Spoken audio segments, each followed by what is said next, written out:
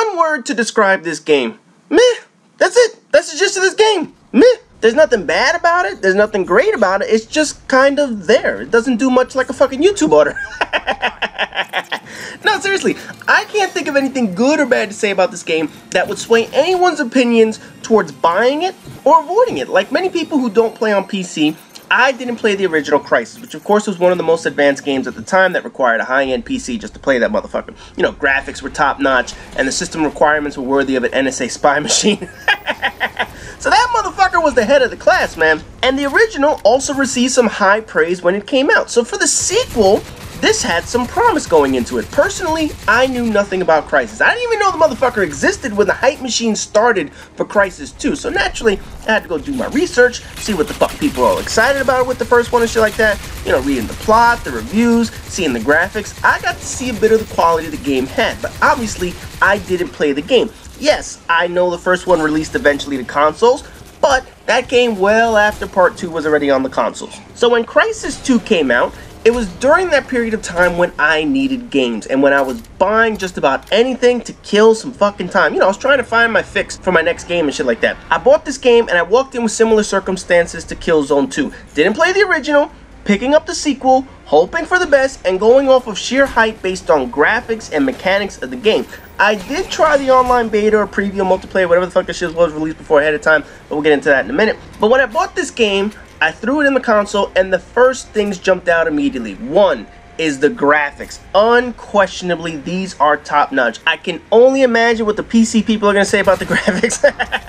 Most PC people complained about the graphics because they had to make a console version of the game, and they wanted the game to be on only the highest-end PCs in this motherfucker, and that would have meant that the consoles wouldn't have been powerful enough to play it. But let's be honest, graphics alone do not make a great game. That's a pretty universally understood principle. In any event, living in New York City, this has to be the closest real-life rendition to New York City I've ever seen. They got parts of New York City that you can only understand by visiting those areas, from Roosevelt Island to the Lower East Side to parts of Central Park, Queensboro Bridge. Crytek did their homework on New York City, and I must say, this is easily the closest a video game has come to the real deal. Not Resistance, not Call of Duty, not any other game that butchers the shit out of what cities look like. Crysis came the closest. But after you get past the shiny graphics, you still need to create a top quality game. The game mechanics are fine with the game. Guns feel act. The cover system the game provides is decent, and it took elements from other games, while newer games took elements from Crysis 2 cover system. Environment damage was on par with the Battlefield games at the time. Not the Battlefield games of nowadays, but Battlefield games at the time.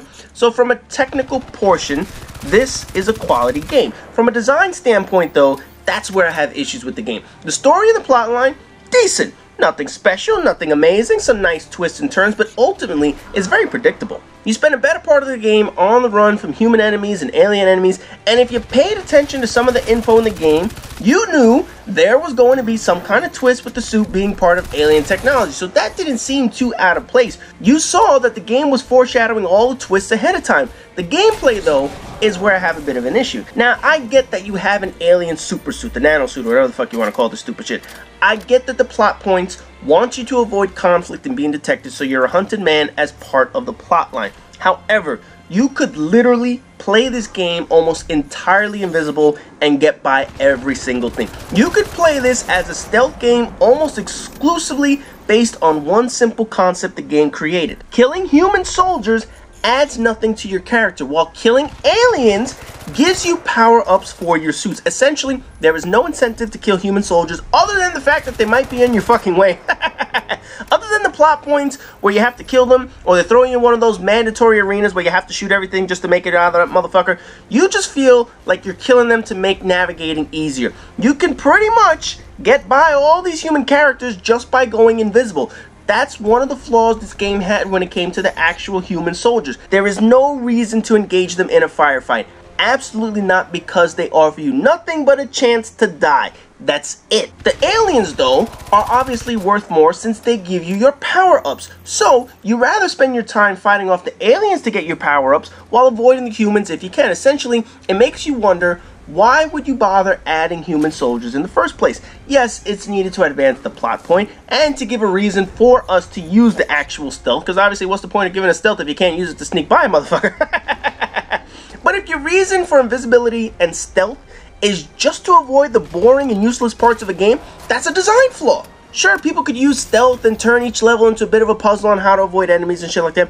Or you could use stealth to kill all the enemies you wanted. But the main thing we use stealth for is to avoid the bullshit we don't feel like fighting. Look, there are a lot of parts in this game where you get into a major arena and you see at least 10, 15, 20 enemies or whatever the fuck it is. Human enemies, that is. You can turn on your invisibility and take them all out one by one, moving around the map as silently as possible, shooting them in the head and killing them. Or you could work your way around the map like a puzzle just to avoid them. Since they don't offer me anything other than a chance to waste ammo, I might as well avoid them, and that became the point of stealth in this game. You need invisibility to avoid humans. You can use invisibility to take on the aliens, but for the most part, you just take them head on and shoot as many of the motherfuckers as you possibly can in the face. Now, the fighting itself, the AI is a bit lackluster. Sometimes the human characters seem to forget that, oh yeah, there's an invisible super soldier around us. No, seriously, if you go invisible and you go about your business without being detected, they will pretend as if they never saw you. No, really, they will see you come out of cover, then you go invisible, and then they're like, oh, he went invisible, I guess we'll just go about our business. Get the fuck out of here, man. That's like the old Metal Gear AI, man. You remember that shit? A motherfucker would see a cardboard box on the floor and he wouldn't even question that shit? That's what this game sort of felt like when it came to the human soldiers. Shit, even the alien AI is pretty bad. You would think a race of motherfuckers that found their way to our planet millions of years ago would have some amazing intelligence, in particular, combat. Nope, dumber than a bucket of rocks. They all jump around faster than you, probably have huge superhuman strength above what you can do, but not once do they make an attempt to overrun you or crowd you for a kill. Nope, they have no swarm mentality whatsoever, so it's kind of disappointing. You would think with all those advantages they have with their agility, with their strength, with their ability to knock motherfuckers down, they would just run down, swarm you all together, and run away. You're essentially one person in this game. It's not like they're taking on the military, they're taking on one person. By the end of playing the campaign, meh was my reaction. Some nice action scenes during the game, amazing graphics, but a predictable storyline, even though I didn't even play the first one. It also has average enemy AI with absolutely no reason to fight humans. Because of the averageness of this game, I didn't buy Crysis 3. I think the Crysis company knows how to make some graphically amazing games, but they need help to add some more personality and add some intelligence to their games to keep me as a customer. As far as I'm concerned, if they don't improve anything on this game, chances are I'll probably never return to the Crysis series. As far as I'm concerned, I'm probably not going to go back to this motherfucker to begin with. But the game needed a good kick in the ass to actually give it the personality to compete with some of the other shooters that are already on the market of a similar genre. And speaking of keeping me around as a customer, what is the one thing I say that pisses me off more than anything in multiplayer? Invisibility. And what is this suit's main ability? Yep, invisibility. Going into online meant having to deal with invisibility, and that's pretty much why I tried the demo first before venturing online. The demo annoyed the shit out of me. The guns felt decent, and they felt fairly accurate and balanced, so that certainly was a positive, but the fucking suit. Oh man, that fucking suit, man. You know, obviously with a game like Call of Duty that dominates sales each year because it's a multiplayer and shit like that, people tend to copy that. Well, the suit clearly has nothing in common with Call of Duty, but the online portion is heavily influenced by Call of Duty. For starters, the suit has perks, or whatever the fuck you want to call them, power-ups, I forgot what they give you that shit. You have all kinds of different abilities that you can put on the motherfucker. Invisibility, armor lock, the ability to track someone's footsteps. You got all kinds of shit in this game.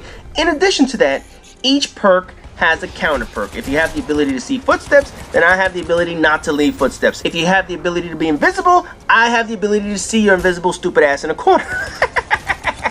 You know, it's the rock, paper, scissors mentality all over again that we saw in Black Ops and Treyarch games, man.